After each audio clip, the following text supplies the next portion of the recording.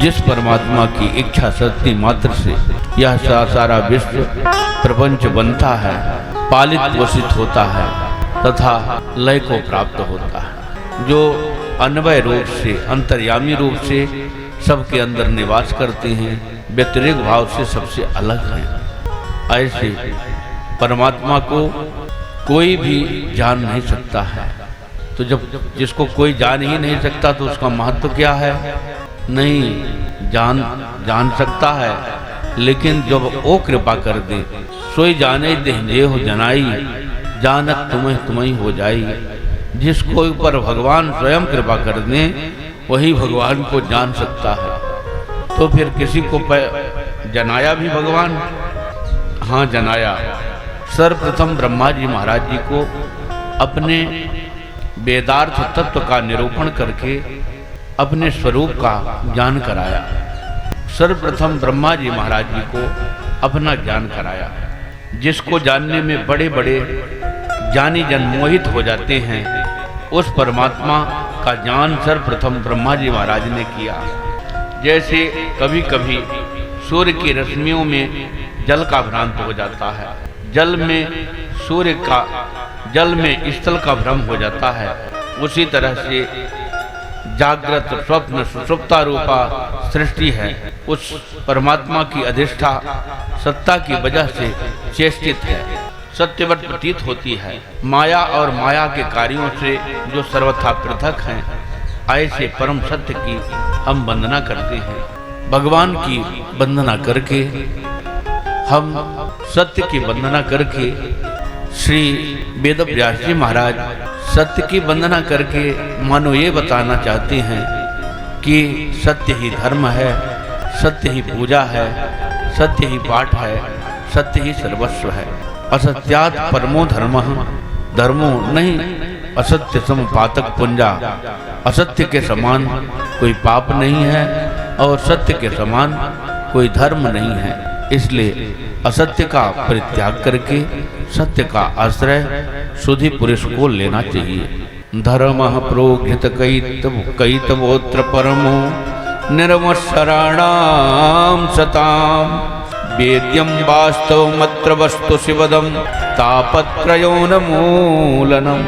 श्रीमद्भागवते महामुनिकृते किं वा परैरीश्वरः, सद्यो हृदयवरुद्धते त्रिकृतवे क्षणा। इस भागवत महापुराण में परम धर्म का निरूपण किया गया है। ये परम धर्म क्या है? परम धर्म निष्कपट धर्म को कहते हैं। जैसा हमारा अंतःकरण है उसी तरह से हम व्यवहार भी करें। अंतःकरण ठीक नहीं है तो उसको अच्छा बनाने का प्रयास करें, लेकिन बनावटी व्यवहार न करें। जो निष्कपटी संत हैं, जो निष्कलंक संत हैं, ऐसे संतों के द्वारा पालनीय धर्म का विवेचन भागवत महापुराण में किया गया है। निष्कपट क्या है? जैसे हम भगवान के सामने खड़े होकर प्रार्थना करते हैं, अर्थ न धर्म न काम रुचि, गति न चाहो निर्वाण, जन्म जन्म रति राम पद, यह वरदान न्याय। लेकिन किसी का 100 रुपया गिर गया, चुपचाप उठा करके जेब में डाल लिया। उसी भीड़ भाड़ में किसी का 100 रुपया गिर गया तो उठा करके जेब में डाल लिया। ये क्या प्रार्थना सही हुई? जब आपको न अर्थ चाहिए, न धर्म चाहिए, न काम चाहिए, न मोक्ष चाहिए, कुछ भी नहीं चाहिए, तब फिर केवल भगवान का प्रेम ही आपको चाहिए, फिर ऐसा क्यों हुआ? इसका मतलब ये जो प्रार्थना है केवल व्यवहार के लिए है, कपट पूर्ण प्रार्थना है, इसमें कोई सार नहीं है। तो कपट का त्यागना ही वास्तव में निष्कपट धर्म है।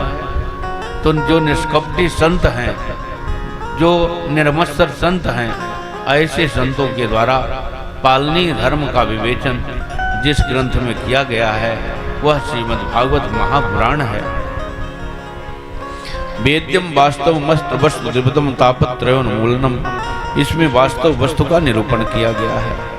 वास्तव वस्तु मतलब इसमें वेद तत्व का निरूपण किया गया है, भगवत तत्व का निरूपण किया गया है। और यह बोले शिवदम, यह कल्याणकारी है।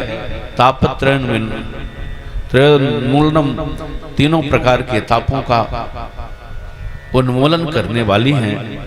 श्रीमद् भागवते महामुनिकृते किंवा परेरीश्वरः सद्यो वेद विरुद्ध तेत्र कृतवे शुश्रूष वितक्षणात्। श्रीमद् भागवत महापुराण श्री वेद व्यास जी महाराज जी के द्वारा लिखी गई अत्यंत महान है। इसी से समस्त प्रकार की कामनाएं और समस्त प्रकार की उपलब्धि प्राप्त हो जाती है, समस्त प्रकार का सुख प्राप्त हो जाता है। फिर अन्य अन्य ग्रंथों को पढ़ने की क्या आवश्यकता है। सद्यो हृदय वरुद्ध तेत्र कृतवे शुश्रूष वितक्षणात्। भागवत अभी आपने सुनी नहीं है, केवल सुनने की इच्छा मात्र से ऐसा मन में आया, कार्ड आया है, चलो सुन करके एक दिन आ जाएं, और मन में विचार किया और तैयारी कर रहे हैं कि चलना है, मन ही मन तैयारी हो रही है, चलने का निश्चय हो गया। अभी आपने कथा सुनी नहीं है, लेकिन निश्चय हो गया कि अब चलना है और चल दिए घर से। उसी समय भगवान आपके हृदय में प्रवेश हो जाते हैं। कैसे लगने लगता है, आज जन्म का प्रसंग है तो जन्म के प्रसंग में आज इनकी कथा होगी, अमुक ऋषि की कथा होगी, अमुक अवतार की कथा होगी। ऐसे ऐसे सारे चरित्र मन में घूमने लगते हैं और भगवान आकर के आपके हृदय में चरित्र के रूप में अवरुद्ध हो जाते हैं। फिर सदा सदा के लिए डेरा डाल लेते हैं, कभी निकलना नहीं चाहते। इस प्रकार से भागवत महापुराण का परम महात्मा है। यह भागवत महापुराण है क्या? ये आरंभ कहाँ से हुआ? निगम कल्पतरोर गलितम फलम सुखमुखाद अमृत द्रव संयुतम पिबत भागवतम रसमालयम मुहुरहो रसिका भुवि भावुकाः। निगम कहते हैं वेद को। वेद रूपी वृक्ष का यह परिपक्व फल है। सुखदेव रूपी सुख रूपी तोता ने,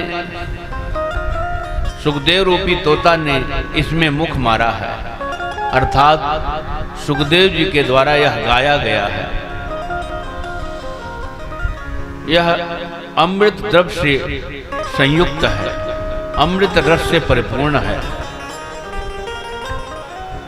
पिबत भागवतम रसमालयम, इस भागवत रूपी रस का पान करो। मोहरहो रसिका भूमि भावुकाः। अरे भारत भूमि के रसिकों, अरे संसार के भक्तों, अरे भावुकों, अरे रसिकों, आओ और बारंबार इसका पान करो। अब यह भागवत रूपी कल्प वृक्ष का परिपक्व फल है। फल को तो खाया जाता है, लेकिन इसको पीने के लिए कहा गया है। तो इसमें कितना रस है कि बार बार इसका पान करो। मोहरहो मने बार बार पान करो, तो कितना रस इसमें भरा है। 1 कटोरा, 2 कटोरा, 10 कटोरा, 4 किलो, 10 किलो, 20 किलो, 1 कुंटल, कितना रस है। बारंबार पान करो। इसमें कहा गया है पिबत भागवतम रसमालयम, रसम आलयम, रस का यह आलय है, भंडार है। जितनी बार पीना हो उतनी बार पियो। अथवा रसम आलयम, आलयम पर्यंतम, जब तक यह शरीर रहे तब तक इसका रसास्वादन करते रहो। श्री भागवत महापुराण जब तक जीवन है तब तक इसका रसास्वादन करो। राम कथा जे सुनत अगाही, रस विशेष जाना तिन्नाही। जिन्होंने राम कथा सुन करके ऐसा कह दिया बस तृप्त हो गए, वह विशेष रस को नहीं समझ पाए। क्योंकि जो भगवान की कथा सुनेगा वह कभी भी तृप्त नहीं होगा।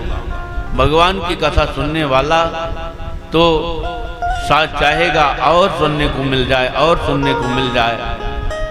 आज यहाँ सुने तो कल और कहीं से निमंत्रण आया तो वहाँ सुने, फिर कोई वक्ता आया तो उसको भी सुने, फिर कोई आया तो उसको भी सुने।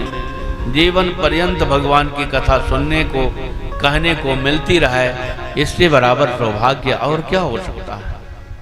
राम अनंत अनंत गुण अमित कथा विस्तार, सुनि आचरज न मानिए जिनके विमल विचार। भगवान अनंत हैं, उनकी कथा अनंत है।